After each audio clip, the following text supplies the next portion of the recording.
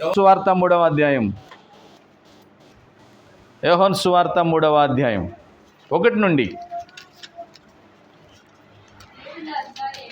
చదువు. మౌత్ తీసుకోమా.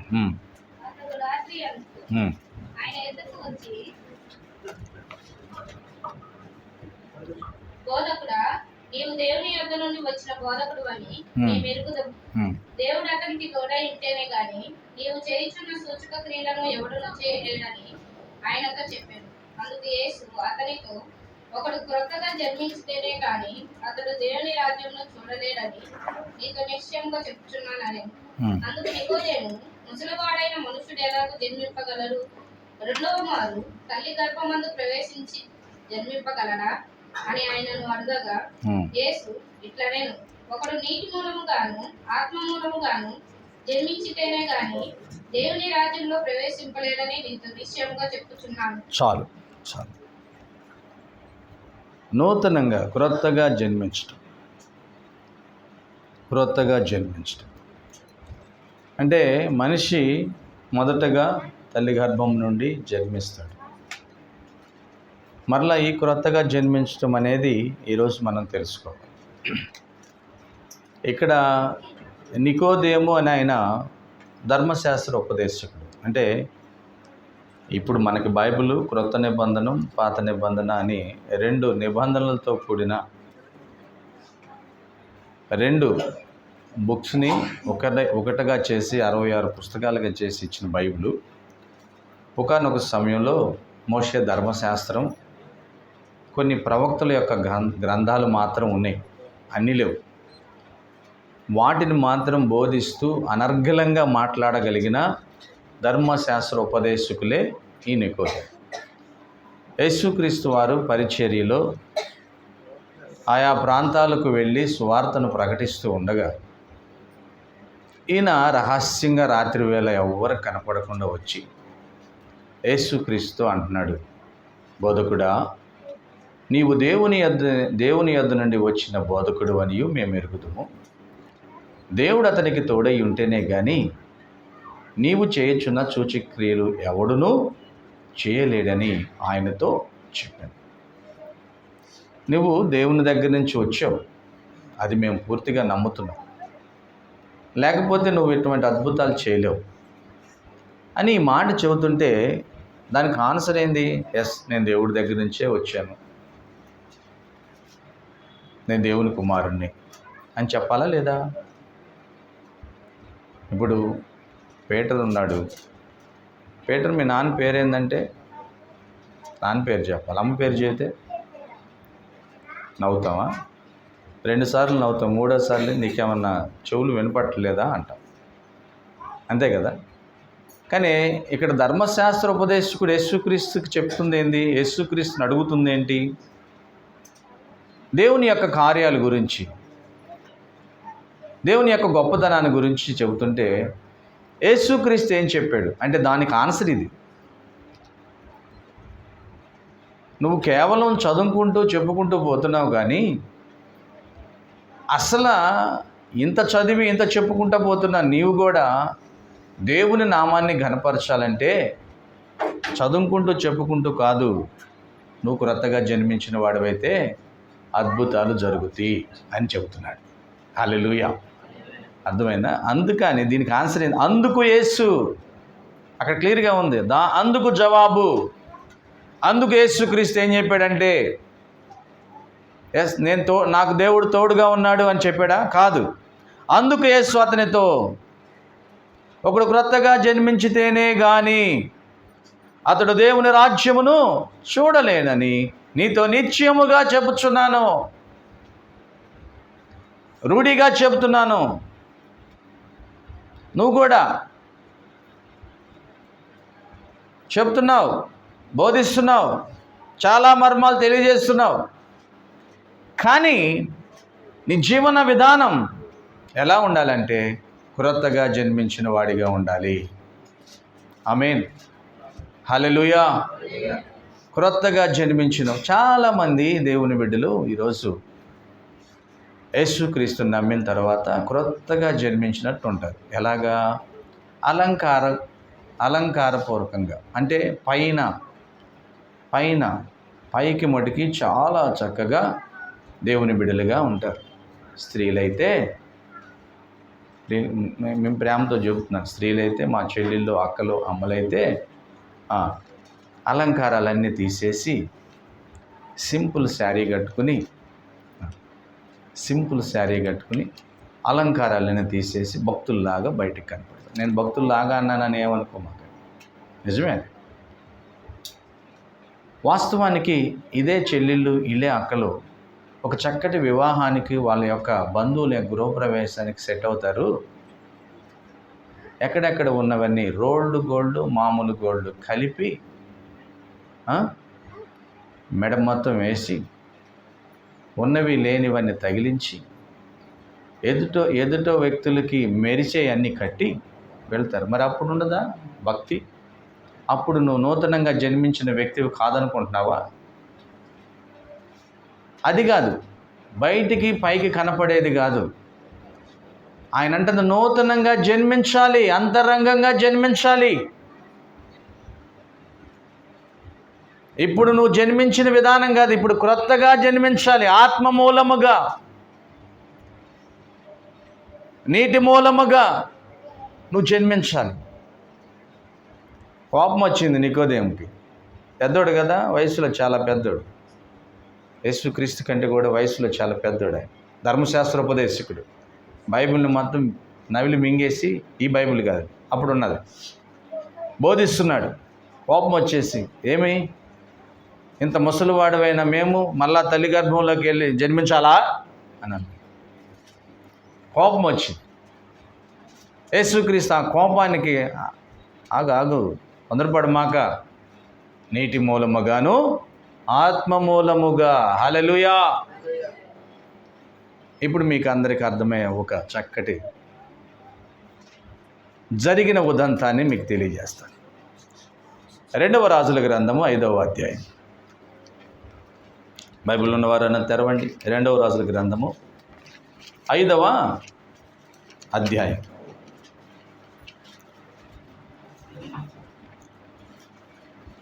5వ అధ్యాయం 14వ వచనం ఒకసారి చదవండి. అతడు పోయి దైవజనుడు చెప్పినట్లు యోర్దాను నదిలో 7 మారులు మునగగా అతని దేహము పసిపిల్ల దేహము వలనై అతడు శుద్ధుడాయను. మరొకసారి చదువురా. అతడు పోయి దైవజనుడు చెప్పినట్లు యోర్దాను నదిలో 7 మారులు మునగగా అతని దేహము పసిపిల్ల దేహము వలనై అతడు శుద్ధుడాయను. ఇది అలంకారం, పైకి కనపడుతుంది. ఏమైంది? శుద్ధుడైపోయాడు. అతడు శుద్ధుడైపోయాడు. పూర్తిగా పిల్లల వంటి శరీరం, చాలా స్మూత్గా ఉంటుంది పిల్లలు కదా. డెలివరీ అయిన ఒక కొన్ని డేస్ వాళ్ళ పిల్లల యొక్క శరీరాలు ఎట్టుంటాయి, ఏలు పెడితే ఏమవుతుందేమో అన్నట్టు కదా. అయినా కానీ మన చెయ్యి ఊరుకోదు, బొగ్గు మీద ఒక ఏలు పెడతాం. చాలా సున్నితంగా ఉంటుంది, చాలా క్యూట్గా ఉంటుంది. ఋతు చాలా అందంగా ఉంటారు కదా. అలాగే ముద్దు పెట్టుకోవాలనిపించేసింది. అదే 3 నెలలప్పుడు చూసిన బాబు 30 సంవత్సరాలు వచ్చిన తర్వాత నీకు కనపడతాడు. అప్పుడు అలాగ నీ ఏలు పెట్టి ఇలా అన్నగా అలాగనవా, ఆ బొగ్గు మీద ఏలు పెట్టి అలాగే నెగిరి ముద్దెట్టుకోగలవా? లేదు, అనిపించదు అలాగా. అంటే చిన్నపిల్లలప్పుడు ఆ శరీరంలో ఉన్నప్పుడు ఆ బ్యూటీనెస్ వేరు, ఆ అందం వేరు, దేవుడు ఇచ్చాడు అది. ఇప్పుడు ఈ సిరియా సైన్యాధిపతి అయిన నయమాను యొక్క శరీరం ఎలా అయిపోయింది? చిన్న పిల్లవాని శరీరం వలె. మరి అంతకుముందు ఎలాగుంది? భయంకరమైన కుష్టి రోగం, భయంకరమైన పుళ్ళు చీమిగారుతూ, ఏగలు వాలుతూ, దగ్గరికి వెళ్తే వాసన వస్తూ, కష్టమైన జనాలకి దూరంగా ఉంటూ, ఎంత అధికారం ఉన్నా జీవిస్తున్న వ్యక్తి. రహస్యంగా ఎన్నో వైద్యాలు చేయించుకున్నాడు, ఎందరినో సంప్రదించాడు, కానీ పై శరీరం అయితే మారలా. ఆయన ఎందుకు ఇంతమందిని సంప్రదించాడంటే పైనున్న ఆకారాన్ని మార్చుకోవడానికి. అర్థమైతే ఎంత బాగుండు మీకు. హల్లెలూయా. చాలామంది పైనున్న ఆకారాన్ని మార్చుకోవడానికి ఎన్నెన్నో వైద్యాలు చేయించుకుంటున్నారు, కానీ దేవుని యొక్క ముఖ్య ఉద్దేశం ఏంటంటే పైనున్న ఆకారం కాదు, లోనున్న అంతరంగం కూడా మారాలి అని. హల్లెలూయా. అలనాడు సిరియాలో ఉన్న సైన్యాధిపతికి ఒక్కడికే కుష్ఠరోగం ఉందా అంటే కాదు, చాలామందికి ఉంది. కానీ దేవుని యొక్క దృష్టి ఆయన మీదకే వెళ్ళింది. దేవుని యొక్క దృష్టి ఆయన్ని మార్చాలనే వెళ్ళింది. దేవుని యొక్క దృష్టి అతన్ని నూతనంగా జన్మింప చేయాలని ఆయన దృష్టి మారింది. దానికోసం వారింట్లో ఒక యవనస్తురాల్ని ఉంచాడు. ఆ యవనస్తురాల యొక్క మాటని పలికించాడు. ఆ మాట ద్వారా ఆయన బయటకు వచ్చాడు. ఆ బయటికి రావడం ద్వారా దైవజనుడిని సంప్రదించాడు. దైవజనుడిని సంప్రదిస్తే దైవజనుడు ఆత్మీయమైన విషయాన్ని ఒకటి చెప్పాడు. హల్లెలూయా. ఏం చెప్పాడు? యోర్దాను నదిలో మునుగు అన్నాడు. అంతే. నువ్వు వెళ్ళి యోర్దాను నదిలో మునుగు అన్నాడు. యోర్దాను నదిలో మునిగితే ఏమైంది? శరీరం అంతా మారిపోయింది. పిల్లవాని శరీరం అంటే చాలా అందంగా మారిపోయాడు అని అర్థం. హల్లెలూయా. మళ్ళా కొత్త జీవితం, మళ్ళా కొత్త జన్మ, మళ్ళీ అప్పటి నుంచి మళ్ళీ స్టార్ట్ చేసుకోవచ్చు. 1, 2, 3 బర్త్డేస్. అలాంటి ఒక చక్కటి ఉజ్జీవమైన ఒక ఆరోగ్యవంతమైన శరీరాన్ని నయమానికి దేవుడు ఇచ్చాడు. అది రావడానికి గల కారణం ఏంటంటే దైవజనుడి యొక్క మాట, సేవకుని యొక్క మాటకు లోబడటం. ఏం చెప్పాడు దైవజనుడు? పైన ఈ ఆకారం, పైన ఈ శరీరం ఒక చక్కటి ఆరోగ్యవంతమైన శరీరంగా మారడానికి ఏం చెప్పాడు? ఏం చెబితే మారింది? మనందరూ తెలిసింది. ఏం చెప్పాడు? యోర్దాను నదికి వెళ్ళి 7 సార్లు మునుగు అన్నాడు. నయమానుకున్న మంచి చెడు మనస్తత్వం ఏంటంటే ఆయన ఎవరు మాట వినడు. ఏం చేయడు? చెప్పాలి. ఎవరు మాట వినడు. ఉన్నారా మీరు ఎవరన్నా? మీరు చెప్పేది చెప్పండి, నేను చేసేది చేస్తాను. అలాగైతే మనం క్రొత్తగా జన్మించిన అనుభవంలోకి వచ్చే పరిస్థితే లేదు కదా. చాలామంది నువ్వు చెప్పేది చెప్పాయా, మేము చేసేది చేసుకుంటూ పోతాం. నేను నా మాటే విన్నా, ఏదో ఉండే కదా, నా మాట కూడా వినను. నేను ఎవరి మాట విన్నాం? ఎవరి మాట విన్నాం? అలాంటి వాడు నయమాన్ అయితే ఇంటి దగ్గర బయలుదేరినప్పుడు ఒకటి అనుకున్నాడు, నేను వెళ్ళంగానే మంత్రిని కదా, నేను సైన్యాధిపతిని, హోమ్ మినిస్టర్ని కదా, ఎవరైనా రక్షణ శాఖ మంత్రి, సామాన్యుడేం కాదు, సిరియా దేశానికి రక్షణ శాఖ మంత్రి.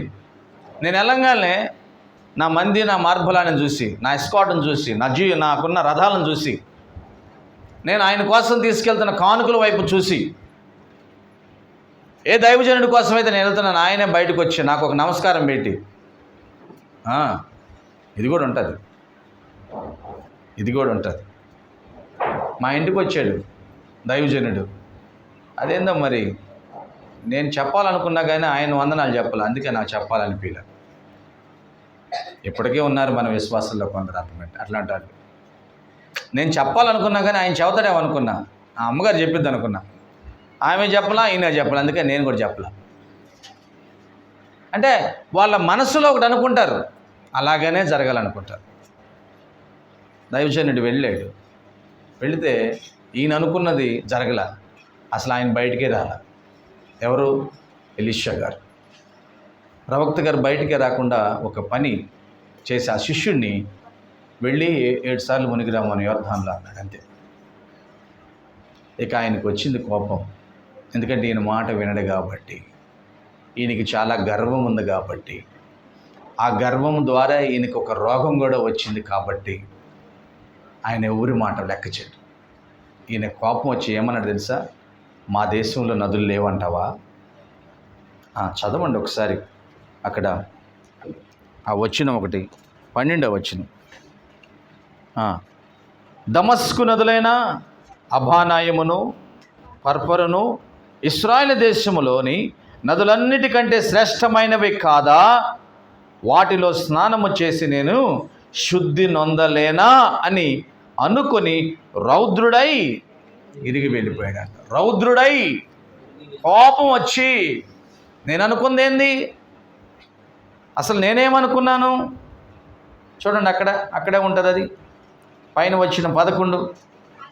అందుకు నయమాను కోపము తెచ్చుకుని తిరిగిపోయి ఇట్లా నేను ఏందంట, అతడు నా యొద్దకు వచ్చి నిలిచి తన దేవుడని యెహోవా నామమును బట్టి తన చెయ్యి రోగముగా ఉన్న స్థలము మీద ఆడించి కుష్ఠరోగమును మాన్పునని నేను అనుకుంటుని.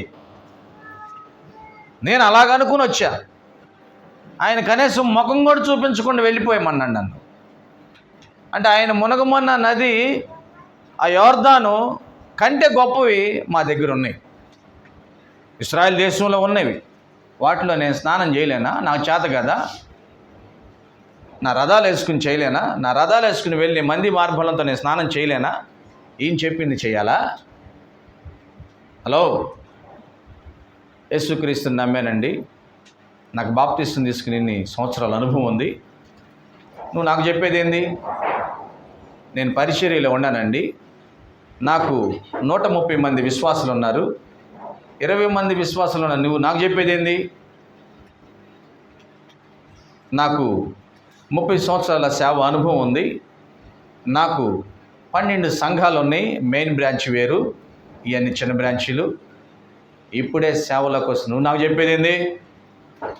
లేవా? ఇటువంటి మనం చూడలేదా? మన జీవితాల్లో జరగట్లేదా? నిన్నగాక మొన్న వచ్చావు, నువ్వు నాకు చెబుతావా? నీ తెలుసా వాక్యం? నీ తెలుసా దేవుని సత్యం? ఒక సేవకుడు ఇదే మాట నన్ను అన్నాడు. నీ తెలుసా, ఓ పాస్టర్ గారు నన్నే ఈ మాట అన్నాడు మీ స్థానంలో నేను ఉన్నప్పుడు. ఇప్పుడు నా స్థానం ఏం గొప్ప పెద్ద స్థానం అని నేను అనను, ఎప్పటికీ అనను. నువ్వు చెప్పేది ఏంది నాకు అన్నాడు. అంటే ఆయన కొద్దిగా సీరియస్గా అన్నాడు, నేను కొద్ది తప్పుగా అన్నాను. నిన్నగాక మొన్న వచ్చినాడు. అంటే నేను అన్నమాట ఏం తెలుసా, ఓకే భూమి మీద ఎక్స్పీరియన్స్ అవసరమేమో కానీ ఏసై దగ్గరికి వెళ్తే ఎక్స్పీరియన్స్ అవసరమా అన్న. ఏసై నిన్ను నన్ను ఒకే రకంగా ప్రేమిస్తాడు అక్కడ. హల్లెలూయా. నీకు స్పెషల్ విఐపి దారి ఉండదు, నాకు మామూలు సాధారణమైన దారి ఉండదు. యేసుక్రీస్తు ఏమన్నాడు? నేనే మార్గములు అన్నాడా? మార్గము అన్నాడు అంటే వన్ వే. బిషప్పులకి పోపులకి పక్కదారి కాదు, విశ్వాసకి పక్కదారి కాదు, అందరికీ ఒకే దారి, యేసయ్య ఇచ్చే దారి. హల్లెలూయా. నిజమా కదా? నిజమే కదా? లేదన్నా, యేసయ్య అడగడేమో ఈ మాట అన్న. నేను నవ్వుతూనే అన్నా. ప్రియ దేవుని బిడ్డలారా, ఎందుకంటే ఈరోజు చాలామందిలో ఈ గర్వం, నేను యేసయ్యని నమ్మాను, నా కుటుంబం అంతా యేసుక్రీస్తుని నమ్మాం, మేము ఇంతకాలం నుంచి మందిరానికి వెళ్తున్నాం, ప్రార్థన చేస్తున్నాం, కానీ క్రొత్తగా జన్మించిన అనుభవం ఉందా? పసిపిల్లవాడి వలె అన్నిటిని ఓర్చుకుని ఎప్పుడు ప్రేమించే మనసు ఉందా? ఉన్నదా?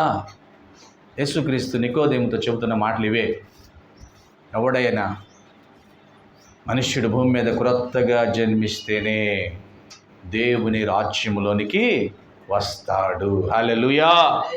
దేవుణ్ణి చూస్తాడు. దేవుణ్ణి చూడాలన్నా, దేవుని రాజ్యంలో చేరాలన్నా క్రొత్తగా జన్మించే అనుభవం ఉండాలి మనకి. ఆమేన్. ఎటుగా చెప్దాం, హల్లెలూయా, హల్లెలూయా. అదే మాట అడుగుతున్నాడు ఆయన. నాకు తెలీదా ఈ నదులన్నీ? నేను ఎందుకు వెళ్ళాలి? వెళ్ళిపోయాడు, తిరిగి వెళ్ళిపోయాడు. కోపం వచ్చింది, రంకిలేసాడు, తిరిగి వెళ్ళిపోయాడు. వాక్యం ఇచ్చిన ప్రియ దేవుని బిడ్డలారా, ఈ రోజు కూడా నా పెద్ద విశ్వాస జీవితం అని చెప్పి పైకి డబ్బాలు కొట్టుకుంటూ క్రొత్తగా జన్మించిన అనుభవం ఎంతోమంది జీవిస్తూ ఉన్నారు. అందుకే యేసుక్రీస్తు ఒక మాట అన్నాడు, హృదయ శుద్ధి గలవారు ధన్యులు. మీరు చెప్పాలి మిగిలింది. వారు మాత్రమే దేవుని చూస్తారు. అంతే. హల్లెలూయా. హృదయ శుద్ధి గలవారు ధన్యులు, వారు దేవునిని చూచెదరు. యెషయా గ్రంథంలో అంటాడు, మీ దోషాలు మీ పాపాలు మీకు నాకు అడ్డుబండగా ఉన్నాయి, అడ్డుగోడగా ఉన్నాయి. ఆ అడ్డుగోడ తీసివేసుకుంటే నేను మీకు కనపడతా, మీరు నాకు కనపడతారు. ఆమేన్. ఏంటి ఆ అడ్డుగోడలు? పాపము, ఈ గర్వం, ఈ లోకంలో అత్యాశలు, ఇవన్నీ పోవాలి. ప్రియ దేవుని బిడ్డారా, ఎవరైతే తొలగించుకుంటారో వారు మాత్రమే దేవుని రాజ్యములో స్థానం సంపాదించుకుంటారు, దేవునిని చూడగలరు. హల్లెలూయా. ఎవరికైతే ఇవన్నీ లేవో వాళ్ళందరూ నయమానులాగా, నయమానికి బహుశా పాపం పైకి కనపడుతుంది కుష్ఠరోగం. చాలామందికి పైకి కనపడని రోగాలు బోల్డ్ అని ఉన్నాయి కదా, పైకి కనపడవు ఆ రోగాలు. ఆ రోగాలతో, ఆ రోగాలకి మందులు లేక బాధపడుతూ ఉన్నారు ఇప్పటికి కూడా. అవి నయమమో, అవి నయమవ్వాలంటే ఇదిగో ఈరోజు జీవము కలిగిన మాటలు విని అంగీకరించి అనుసరించి జీవించగలిగితే నీవు కూడా నయమైనట్టే. ఆమేన్. హల్లెలూయా. బాగుపడినట్లే. వాక్యం వింటున్న ప్రియ దేవుని బిడ్డ, నయమాను జీవితంలో అతను శరీరం పసిపిల్లవాని వారి మారింది అంటే దానికి ముందు ఏం జరిగిందంటే తన జీవితంలో గర్వాన్ని తీసివేసుకునే అవకాశాన్ని దైవజనుడు ఇచ్చాడు. నీ గర్వం నుంచి బయటికి రావాలి. నువ్వు ఇప్పుడు దాకా అనుకున్నావు నేను చెప్పిందే వేదం, నా మాటే వినాలి, నేను ఎవరి మాట వినను అని నువ్వు అనుకున్నావు. దానికి ప్రతిఫలంగా నువ్వేం పొందుకున్నావు? ఎన్ని రోజులు ఎన్ని చోట్లకి వెళ్ళినా కానీ మాసిపోని రోగం నీ శరీరం మీద ఉండిపోయింది. ఇది కానీ ఈ రోగం ఉన్న సంగతి రాజ్యంలో మెల్లిమెల్లిగా అందరూ తెలిసిందనుకో, నీకు ఊరు బయట గుడిసేసి బయట తరివేస్తారు, నిన్ను వెలివేస్తారు నిన్ను. ఇప్పుడు దాకా నీ ముందు చాటింపు వేసుకుంటా మంత్రి గారు అన్నారేమో, ఇప్పుడు ఏమంటారు? కుష్ఠరోగి అంటారు. హల్లెలూయా. దాని నుంచి నువ్వు మార్పు చెంది మంచిగా సమాజంలో ఉండాలంటే పై రోగం తీసి పక్కన పెట్టు, నువ్వు ముందు అంతరంగ రోగం తగ్గాలి. నీకు అంతరంగంలో ఉన్న రోగం తగ్గాలి. ఆమేన్. హల్లెలూయా. అంతరంగంలో ఉన్న రోగం, ఆ రోగం తగ్గాలంటే చెప్పిన మాట విని నీలో ఉన్న వ్యతిరేకతను తొలగించుకోవాలి. అంత అయిపోయింది. ఇంటికి వెళ్ళిపోయాడు, రంకిలు వేసుకుంటా ఇంటికి వెళ్ళిపోయాడు. ఏం చెప్తే నేనేందని. మెల్లిగా అంతా అయిపోయిన తర్వాత ఇక మా సుభాష్ లాంటి ఒక పిఏ ఉన్నాడు వాళ్ళకి. మా సుభాష్ లాంటి ఏంటంటే, సుభాష్ ఎప్పుడైనా చూడండి, మీరు గమనించండి, ఎక్కడైనా పెద్దగా అరుచుకుంటున్నారనుకో నెమ్మదిగా చూస్తూ ఉంటాడు, ఏమాత్రం రియాక్ట్ అవ్వడు. మనకు తెలియదు వీడికి ఏం చలనం లేదా అనుకుంటాం, వాడు అంతే అవడం. అక్కడ ఏం జరుగుతుందో అంతా గమనించి తీరిగ్గా ఉన్నప్పుడు చెబుతాడు దాని గురించి. హల్లెలూయా. అంతే నాన్న. తీరిగ్గా ఉన్నప్పుడు వాళ్ళ అమ్మ దగ్గరికి వెళ్ళి అవసరమా అంటాడు. బండి మీద వెళ్తా వాళ్ళ నాన్నతో అవసరమా అంటాడు. ఇప్పుడు కాదు, అంత చూస్తాడు. అంత అయిపోయిన తర్వాత కూర్చున్నప్పుడు అంటున్నాడు నయమంతో, మన సుభాష్ అంటున్నాడు, అయ్యా ఎందుకు అంత రంకిలేసా అన్నాడు. ఏంటి అంత రంకిలేసావు ఎందుకయ్యా? నిన్నేమైనా ఈపురిపాలెం పంచాయతీ మొత్తానికి ఒక పూట అంతా భోజనాలు పెట్టమన్నారా? లేదులేండి. మరి ఎందుకు అంత రంకిలేసావు? చీరాల గ్రామం మొత్తం ఒక నెల దత్తత తీసుకుని మంచినీళ్ళు పోయమన్నారా? లేదే. మరి ఎందుకు అంత రంకిలేసావు? ఎందుకు వేసావు? లేకపోతే ఆంధ్రప్రదేశ్ రాష్ట్రాన్ని మొత్తానికి ఒక మంచి పని ఏదన్నా చేయడానికి నిన్ను స్పాన్సర్ అయ్యారా? డబ్బులు ఏమన్నా ముఖ్యమంత్రి గారు వచ్చి లేదే, మరి ఎందుకు అన్ని రంకులు వేసావు? ఏం చేయమన్నారు? ఎవరు దానిలో మునగమన్నారు? అదే పెద్ద పనే? డబ్బులు ఏమైనా ఖర్చు అవుతాయా? కష్టమా? కష్టమే. ఏం కష్టం? వాడి మాట నేను వినేది ఒరే, వాడి మాట నువ్వు వినేది ఏందా? వినకపోతే నువ్వు పోతావు. ఇప్పుడు గట్టికి చప్పట్లు కొట్టాలి మీరు. హల్లెలూయా. వినకపోతే నువ్వు పోతావు. చెప్పినాడు హ్యాపీగా ఉన్నాడు. ఆయనకేం నష్టం లేదే. నష్టమా? లేదు. వింటే నువ్వు బాగుపడతావు, వినకపోతే ఈ కుష్టు రాగంతో ఇప్పుడు రాజ్యంలో ఉన్నావు, రేపు ఎల్లుండు ఊరు బయటికి వెళ్తావు, నువ్వే పోతావు. అదా, నువ్వే పోతావు. చాలామంది చెప్తున్నారు, అయ్యా తాగి దెబ్బతినిపోతున్నావు, ఆరోగ్యం క్షీణించిపోతుంది, ఆపవా, పిల్లలు బాధపడుతున్నారయ్యా అంటే, అబ్బా నీకు అర్థమైంది, నీకు కావాల్సిన నేను ఇవ్వట్లేదా అంటున్నారు. అప్పుడు ఓపిక బాగా వచ్చింది ఎడతానికి. అయ్యా మన ఇల్లు ఉంది కదా, ఆ ఇంటికి పొద్దుదాకా వెళ్తున్నాం ఏందయ్యా అంటున్నారు భార్యలు. అబ్బా నెల నీకు సరుకులు మొత్తం తీసుకొస్తున్నా కదా. ఎప్పుడూ అయింది అర్ధాంతరంగా శవం ఎక్కడ ఉందో కూడా తెలియకుండా దేవుడు అడుగుకునే పరిస్థితికి వస్తుంది. ఇది నిజం కదా, నేను చెప్పే అబద్ధమా? నిజం.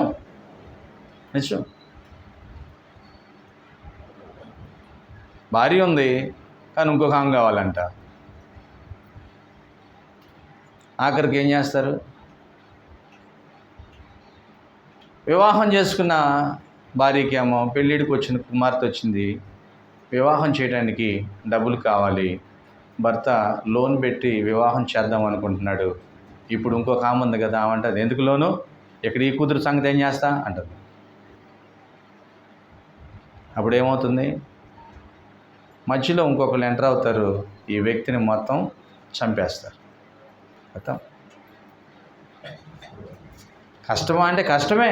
చెప్పిన మాట విని చేయటం చాలా కష్టం. మంచిది ఎవరైనా చెబితే వింటారంటే వినరు. ఎందుకు? గృహంలో ఉన్నారు భార్య భర్తకు కోపం వచ్చింది, భార్య ఏం చేసిద్ది? నేనేం తక్కువ, నేనే ఇంటి ఆడపడుస్తున్నా తెలుసా నీకు? మా ఇంట్లో ఎంతమంది వాళ్ళు తెలుసా నీకు? అసలు మా తమ్ముడు వాళ్ళకి మా అన్నయ్యకి చెబితే నిన్నేమేస్తారు తెలుసు? ఏరేస్తారు నిన్ను. ఆయనకేదో కోపం వచ్చి ఇలా ఉంటే మంచిది కదా, చెగుడుతో లేవమ్మా, అన్ని పనులు చక్కగా చేసుకోమ్మా అని అంటూ ఉంటారు. చేస్తారా? చేయడు.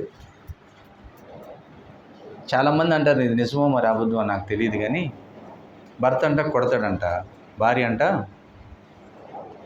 చెప్పండి మీరు రెచ్చగొట్టిందంట. కొడతాం ఎక్కువ, రెచ్చగొడతాం ఎక్కువ? తమ్ముళ్ళు మీరు చెప్పండి, కొడతాం ఎక్కువ, రెచ్చగొడతాం ఎక్కువ? మీరు బాగా చెబుతారు ఈ మాటలు. మీరు ఎవరు రెచ్చిపోమన్నారు? ఇట్లా అడిగేవాళ్ళు లేక మిమ్మల్ని ఎవరు రెచ్చిపోమన్నారు?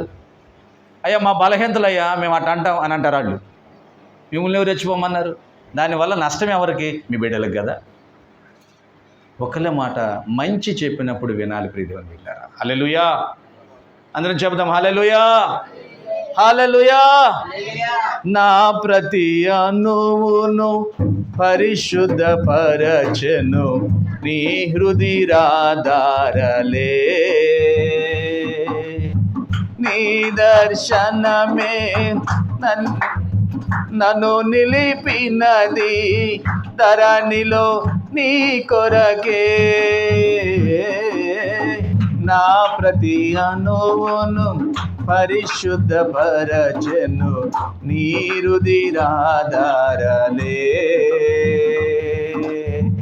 నీ దర్శనమే నన్ను నిలిపినది ధరణిలో నీ కొరకే. నీ చేతులే నన్ను నిర్మించెను, నీ రూపమే నాలో కలిగేను. నీ చేతులే నన్ను, నీ రూపమే నాలో కలిగేను. నీ అభిషేకము పరమానందమే, నీ అభిషేకము పరమానందమే. హల్లెలూయా. మనం దేవుని చేత నిర్మించబడిన వారు కాబట్టి దేవుని ద్వారా నియమించబడిన వారు మంచి మాటలు చెబుతున్నప్పుడు ఏం చేయాలి? మనం వినాలి. అయ్యా మన ఖర్చుతో కూడిన పనుల, కొంతమంది అవుతారులే ఖర్చుతో కూడిన పనులు, కొంతమంది ఖర్చుతో కూడిన పనులు చెబుతారు. ఈ పని మీరు చేపిస్తే మిమ్మల్ని ఆశీర్వదిస్తారు. అవి బాగా చేస్తారు ఆ మాటలు చెబితే కదా. కొంతమంది ఖర్చుతో కూడిన పనులు చెబుతారు. ఈ 7 రోజులు నువ్వు ఇలా చేస్తే నీకు భలే అదృష్టం, భలే చేస్తారు. అవి ఎంత ఖర్చు అయినా చేస్తారు కదా. ఖర్చుతో లేనివి అహంకారం, గర్వం అణుచుకుని చేయాల్సిన పనులు చేయమంటే ఎవరు ముందుకు రారు. ఎలీషా ఏం చెప్పాడంటే, నీలో ఉన్న గర్వాన్ని అంచుకుని, నీలో ఉన్న అహంకారాన్ని అంచుకుని, నేను పెద్ద అని నీలో ఉన్న ఆ తత్వాన్ని అంచుకుని తగ్గింపుతో చెప్పిన మాట విని చేయగలిగితే నువ్వు బాగుపడిపోతావు. హల్లెలూయా. కొత్తగా జన్మిస్తావు, నీ జీవితం మారిపోతుంది అని చెబితే గంతులు వేసుకుంటూ వెళ్ళిపోయాడు. సుభాష్ వెళ్ళి కూర్చున్నాడు. ఏమరా బాబు ఏం చేసాడు నీకు ఏమన్నా అడిగాడంటే ఇవన్నీ లిస్ట్ చెబితే ఇవన్నీ అడగలేదు, నిజమే కదా, నాకు రూపాయి ఖర్చు లేదు, నేను చాలా బహుమానాలు తీసుకెళ్ళాను, అవి కూడా వద్దంట. జస్ట్ వెళ్ళి దానిలో మునగకూడదు, 7 సార్లు మునగాలి లెక్క చెప్పాడు, గుర్తుందా? నిజమే, నేను 7 సార్లు మునుగుతాను. ఆ దైవజనుడి మాట వింటాను, ఆ మాటను నేను నమ్ముతాను. 7 సార్లు ఎందుకని 3 సార్లు ఆపను, 7 సార్లు మునుగుతాను. హల్లెలూయా. నువ్వు వెళ్ళమన్నా కాబట్టి వెళ్ళా అని అనేటట్టు కాదు. ఆమేన్. అందరూ చెప్దాం హల్లెలూయా. ఆ పోరు బొట్టు తట్టుకోలేక వెళ్తున్నానండి, అలా కాదు. పూర్తిగా ప్రేమతో నమ్మకంతో చేయాలి. ఆమేన్. నమ్మకంతో చేయాలి. అలాగ వెళ్ళి 7 సార్లు మునిగినప్పుడు ఏమైందంట? పసి పిల్లవాని శరీరం మారిందంట. అప్పుడు అంటున్నాడు, నిజమే, నేను ఇప్పుడు దాకా ఏదేదో చేశాను, ఏదేదో నమ్మాను, అనవసరంగా అక్కడి నుంచి మట్టి తీసుకొచ్చి ఇక్కడి నుంచి మట్టి తీసుకొచ్చి వాటిలో ఇట్లో బొర్లించాను, కానీ అవి కాదు, ఇశ్రాయేలు ఆరాధిస్తున్న దేవుడే నిజమైన దేవుడు. వీటి చప్పట్లు కొడదాం హల్లెలూయా. ఆయన జీవము కలిగిన దేవుడు, ఆయన తప్ప మరొక దేవుడు లేడని అప్పటి నుంచి ప్రారంభించే నూతన జన్మ, నూతనంగా పుట్టడం. వాక్యం వింటున్న ప్రియ దేవుని బిడ్డ, ఇదొకటి యేసుక్రీస్తు చెప్పిన మాటలు. ఎవడైనాను క్రొత్తగా జన్మిస్తేనే దేవుని రాజ్యంలో దేవుని చూడలేడు, ప్రవేశించలేడు. మరొకటి, ఇది అద్భుతం, ఇది ఆశ్చర్యం. మీ అందరికీ తెలుసు ఆయన పేరు పీటర్. మన చర్చిలో పీటర్ గారు, యేసుక్రీస్తు శిష్యుల్లో పీటర్. మళ్ళీ ఈ పీటర్ దగ్గరికి వెళ్ళారనుకో, ఇంకా మరి ఈయన క్రొత్తగా జన్మించిన అనుభవం ఉందో లేదో నాకు తెలియదు సరిగ్గా, అందుకు నేను అంటాను. ఆయన చేపలు పట్టుకునేవాడు, ఈయన ఆటో దొరుకుంటాడు. హల్లెలూయా. నిజమేనా? పెయింట్ పని కూడా చేస్తాడు. ఇంకేమైనా చేస్తావా? ఎలక్ట్రీషియన్ వర్క్ కూడా చేస్తాడు. ఇంకేమైనా చేస్తాడా? దేవుడు పాటలు పాడతాడు, డ్రమ్ము భలే కొడతాడు. ఏసై చెప్పిన పీటర్కి అయితే ఒకే పని వచ్చు, ఏంటంటే చేపలు పడతామే వచ్చు. ఈయనకిలాగా 5-6 పనులు రావు. హల్లెలూయా. అయ్యా ఇంకేమైనా మర్చిపోయినా? నాకు తెలిసినవి మల్టీ టాలెంటెడ్, ఎలక్ట్రీషియను, పెయింటరు, మంచి సింగరు, మంచి వాయిద్యకారుడు, ప్లస్ మంచి తండ్రి. హల్లెలూయా. తల్లి అనొచ్చా మంచి భర్త, వెరీ గుడ్. మనం చెప్తున్న పేటర్కి చేపలు పట్టడమే వచ్చు. ఆయన మంచి వ్యాపారవేత్త, చేపల్లో బోట్లు ఉన్నాయి ఆయనకి. ఆయన అంత పేదవాడైతే కాదు, చరిత్ర చెబుతుంది. ఆయన దగ్గరికి వెళ్ళాడంటే యేసయ్య గలిలయ సముద్ర తీరాల. హల్లెలూయా. తిమోతి వింటున్నావా? ఎవరి గురించి? పేటర్ గురించి. ఆయన దగ్గరికి వెళ్ళాడు. మత్తయి సువార్త 4వ అధ్యాయం 18 నుంచి 20 వచనాలు రాసుకోవాలి మీరు. ఆయన దగ్గరికి వెళ్ళి పేటరో అన్నాడు. ఎవరు మీరు? ఆ వలలు అక్కడ పడేసి నన్ను వెంబడించు. ఇప్పటి వరకు నువ్వు చేపలు పట్టుకునేవాడివి, ఎక్కడి నుంచి నన్ను వెంబడించగలిగితే నిన్ను మనుషులు పట్టే జాలరిగా చేస్తాను.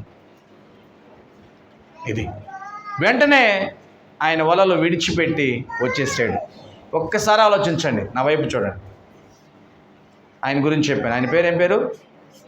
గలిలయ సముద్ర తీరంలో వ్యాపారవేత్త. బోట్లు ఉన్నాయి ఆయనకి. ఇప్పుడు ఎవరు రమ్మంటున్నారు? యేసయ్య ఎవరు ఆయన తెలియదు, పెద్దగా పరిచయం కూడా లేదు. పేటరో అనగానే ఆ ఫేస్లో చూశాడు, ఏదో మార్పు కనపడింది పేటర్కి. ఆయనలో ఏదో మంచితనం కనపడింది, ఆయనలో ఏదో ప్రేమ కనపడింది. ఆకర్షించబడ్డాడు. ఆ వల్ల అక్కడ పడేసి నా ఎంబడరా, నువ్వు చిన్నప్పటి నుంచి మీ నాన్న చేపలు పట్టడం నేర్పించాడు, ఇప్పటి నుంచి వదిలిపెట్టి నాతో వచ్చేవనుకో మనుషులు ఎలా పట్టాలి నేను నేర్పిస్తాను అన్నాడు. అంటే ఏ జీవితం ప్రారంభం అవ్వాలి? క్రొత్త జీవితం ప్రారంభం అవ్వాలి. పాత జీవితం వదిలిపెట్టాలి. హల్లెలూయా. గిడి చేపలు కొడదాం. హల్లెలూయా. క్రొత్త జీవితం ప్రారంభం అవ్వాలి, పాత జీవితం వదిలిపెట్టాలి. ఓకే ప్రభువా, నువ్వు చెప్పినట్టే వస్తాను. వెళ్ళిపోయాడు. వెళ్ళిపోయిన తర్వాత ఏం చూశాడు? యేసయ్య వాక్యం చెప్పడం విన్నాడు. యేసయ్య దగ్గరకు వచ్చిన వాళ్ళు, అనారోగ్యంతో ఉన్న వారిని ముట్టి స్వస్థపరచడం చూశాడు. చాలామంది మీటింగ్కి వస్తుంటే వారికి భోజనం లేకపోతే భోజనం, ప్రార్థన చేస్తున్నప్పుడు భోజనం కూడా సమృద్ధిగా రావడం చూశాడు. ఇంకా వెళ్ళలా, ఇంకా యేసయ్యని వదిలిపెట్టి వెళ్ళలేకపోతున్నాడు. ఈ టైంలో ఒకరోజు ఒక చిన్న మీటింగ్ ముగించుకుని, అయ్యా శిష్యుల బృందం మీరు బయలుదేరి వెళ్ళండి, ఈ బోట్లో వెళ్ళండి, నేను వస్తాలే మిమ్మల్ని కలుసుకుంటాలే అన్నాడు. అంతే, వెళ్ళిపోయారు. వీళ్ళు వెళుతూ ఉన్నప్పుడు మత్తయి సువార్త 14వ అధ్యాయం ఏమవుతుందంటే అక్కడ గాలి తుఫాను లేగింది. అలలు ఎగిసి పడుతున్నాయి, గాలి ఎక్కువగా వస్తుంది. నిన్న మొన్న బాగా, ఇప్పుడు కూడా గాలి వస్తుంది కదా, బండి మీద కూడా వెళ్ళలేకపోతున్నాం.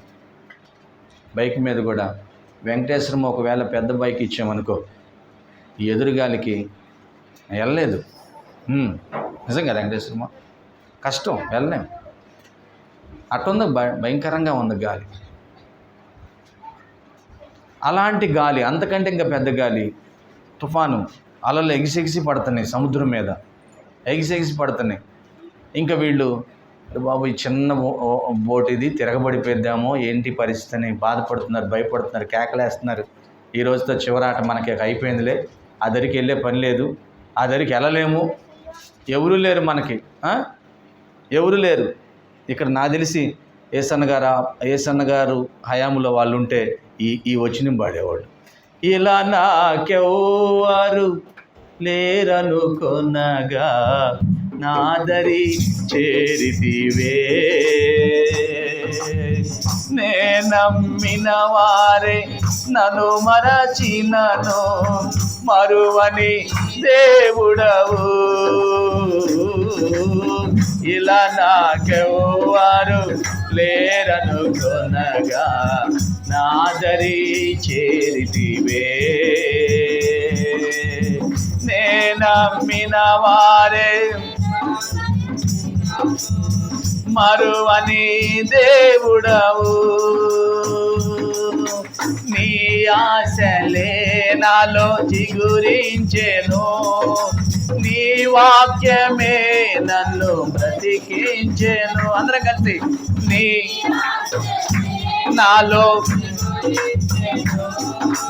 నీ వాక్యమే నన్ను బ్రతికించెను, నీ అనుబంధము నాకానందమే, నీ అనుబంధము నాకానందమే. అయిపోయిందిరా బాబు, తిరగబడిపోయేటట్టుకుంది, చచ్చిపోతాం. ఎట్లా? పట్టుకోండి, చేతులు పట్టుకోండి. అది చాలా దూరం ఉంది, ఎదగలమంటావా? నీకు వచ్చులే ఈత, సముద్రంలో ఉండ, మాకేం వచ్చు అంటున్నారు కొంతమంది. అంటే అందరూ చేపలు పట్టేవాళ్ళ? 12 మంది కాదు. అందరూ సముద్రంలో వేటకెళ్ళే వాళ్ళంటే కాదు. కొందరు దానికి సంబంధం లేని వారు నాకు అక్కడ, కొందరు ఈదుకుంటే వెళ్ళవచ్చేలేమో, కానీ కొందరైతే చనిపోతారు. భయం వచ్చేస్తుంది. అంతలోకి ఏదో తెల్లని ఆకారం సముద్రం మీద నడుచుకుంటూ వస్తుంది. అయ్యో, ఇదే భయం అంటే దెయ్యం వస్తుందని కేకలేస్తున్నారు. దెయ్యం వస్తుందని కేకలేస్తున్నారు కదా. తుఫాన్ వస్తుంది అనుకోండి అండి, మన ఇంట్లో మనం ఉన్నాం, ఒక పక్కన కారిపోతుంది, అది ఒకటి పెట్టాం, ఇంకో పక్కన కారిపోతుంది, అది ఒకటి పెట్టాం, ఆకులు లెగిసిపోతాయి, రేకులు లెగిసిపోతాయని భయం వస్తుంది. ఈ మధ్యలో తెల్లగా ఆకారం నుంచుని ఒక మూల నుంచుని ఉంటే ఏం చేస్తావు నువ్వు? ఏం చేస్తావు చెప్పు? ఏం చేస్తావు? ఇల్లు పడిపోయి చచ్చిపోతామని కూర్చుంటే దెయ్యం వచ్చింది ఏంది అనుకోవా? అలాగనే జరుగుతుంది సముద్రం మీద. దీన్ని దెయ్యం వచ్చిందని పెద్దగా అరుస్తున్నారంట. ఇక లాభం లేదని ఏసైనా వీళ్ళు గుర్తుపట్టలేదులే, ఇప్పుడే కాదు వదిలిపెట్టిపోయింది వీళ్ళని, ఎవరో కూడా గుర్తుపట్టలేకపోతున్నారని ఆయన అంటున్నాడు, నేనే అని అన్నాడు. హల్లెలూయా. నేనే బిడ్డలారా, ఏంది భయపడ్డారా? నేనే. అమ్మయ్యా వచ్చాడయ్యా అనుకున్నారు. అంతలోకి ఈ పీటరు అన్ని విచిత్రమైన పనులు చేస్తూ ఉంటాడు. ఏం చేశాడు ఈ పీటరు? అయ్యా నువ్వేనా? నేనే పీటరు. అలాగైతే నేను కూడా వస్తాను నేనయ్యా. వెనకాల మన రవి లాంటి వాళ్ళు ఎవరో ఒకళ్ళు ఉంటారుగా, ఎవరినే ఉంటారు, పక్కన ఒక పోటు పొడిసి, ఒరే ఎట్టగడ్డ సస్తాం అనుకున్న వాళ్ళు బతుకుతావు, ఆయన వస్తున్నాడు కదా, ఇప్పుడు అవసరమా నువ్వు ఆయన దగ్గరికి వెళ్ళటం అని. అవసరమా?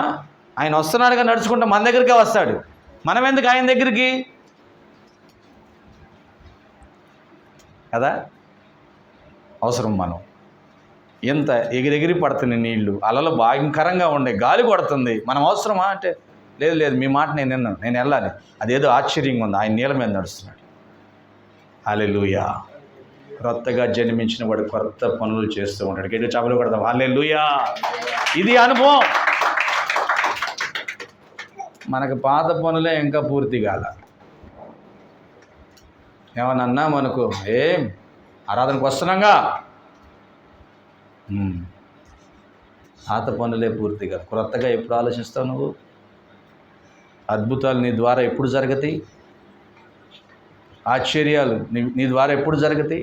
భూమి మీద బ్రతికింది గొప్పతనం కాదండి. మనం భూమి మీద జీవించిన తర్వాత, మనం వెళ్ళిన తర్వాత నా పేరు దేవుని నామానికి మహిమకరంగా ఉపయోగపడుతుంది, అది గొప్ప. ఆమేన్. డేవిడ్ బ్రెనాల్ అనే ఒక ఆయన దైవ సేవకుడు 29.5 సంవత్సరాలుగా చనిపోయాడు. కుర్రాడే 29.5 అరగోడు చెబుతున్నాను, చనిపోయాడు. పెద్ద క్రూసిఫైడ్ ఏం పెట్టలే ఆయన, పెద్ద మీటింగ్స్ ఏం పెట్టలే. సువార్త ప్రకటించేవాడు, గుర్రం మీద వెళుతూ ఆయా ప్రాంతాల్లో సువార్త ప్రకటించాడు. మరి ఎందుకు ఈరోజు నేను ఆయన గురించి మీకు చెబుతున్నాను? చచ్చిపోయాడు. ఎందుకు చెబుతున్నాను? ఆయన చనిపోయిన తర్వాత ఆయన డైరీని చూసి, ఎప్పుడు కూడా మీకు అవైలబుల్గా ఉంటుంది డైరీ కావాలని, ఆ డైరీ చూసి, డైరీని చదివి, ఈరోజు ఇప్పుడున్న జాన్ వెస్లీ కాదు, పురాతన కాలంలో ఉన్న జాన్ వెస్లీ లాంటి పెద్ద దైవజనులు ఉజ్జీవించబడి సేవ చేశారు. హల్లెలూయా. ఆయన జీవితాన్ని చూసి ఏం రాశాడు తెలుసా ఆయన డైరీలో? ఈరోజు నేను 3 సువార్త చెప్పాను. ఒకసారి గుర్రబండి ఆపి దిగి ఒక వ్యక్తితో నేను మాట్లాడుతున్నాను, యేసుక్రీస్తుని గురించి మాట్లాడుతున్నాను. యేసుక్రీస్తుని గురించి నేను మాట్లాడుతున్నప్పుడు 3 సార్లు నాకు దగ్గు వచ్చింది, 3 సార్లు నా నోటి నుంచి రక్తం పడింది. అయినప్పటికీ నేను ఆ వ్యక్తికి సువార్త చెబుతూనే ఉన్నాను. ఇలాంటి మాటలే రాశాడు. హల్లెలూయా. ఇటు చెబుతాం హల్లెలూయా. ఆ జీవితంలో ఆయన చేసిన ఆ త్యాగం, ఆ పరిచర్య ఇంకా చాలామందిని ఉపయోగకరంగా మారింది. హల్లెలూయా. ఈరోజు ఒక చిన్న విషయాన్ని మీ అందరికి జ్ఞాపకం ఇష్టపడుతున్నాను. మన ఇంట్లో పెంచుకుంటాం ఒక చక్కటి కోడిపిల్ల, చక్కగా ఎదిగిద్ది. అది ఎందుకు? పీటర్ చెప్పు, ఎందుకు? పీటర్ ఇంకో ఆన్సర్ చదువుతాడు. అందుకని ఎందుకు కోడి ఎందుకు? పీటర్ చెప్పాలి ఎందుకు.